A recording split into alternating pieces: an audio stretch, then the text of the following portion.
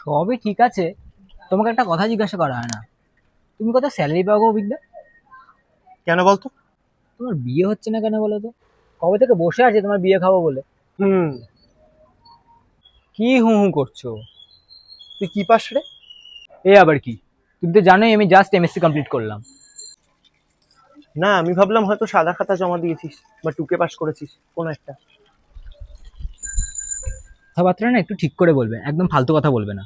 এটাই তো তোকে বলতে চাইছিলাম, বুঝলি? সিলেবাস শেষ করে ডিগ্রি বাড়ালেই লোকে শিক্ষিত হয় না। আমি কি কোনো বাজে কথা বলেছি তোমাকে? সেরম কিছু না। কেমন স্যালারি পাও is not a decent thing to ask someone. কারো স্যালারি জিজ্ঞেস করতে নেই, সেটা এমএসসি সিলেবাসে নেই বলে হয়তো জানিস না। তো সাবজেক্ট কি রে? সাইকোলজি। মাই গুডনেস, এত ফ্রয়েড ল্যাকন পড়ে কি লাভ, যখন এটুকুও জানিস না যে একটা কথা মানুষের হাজারটা হাজারটা উইকনেসকে ট্রিগার করে। প্রশ্নটা বিয়ে হচ্ছে না কেন নয়, হওয়া উচিত বিয়ে করছো না কেন।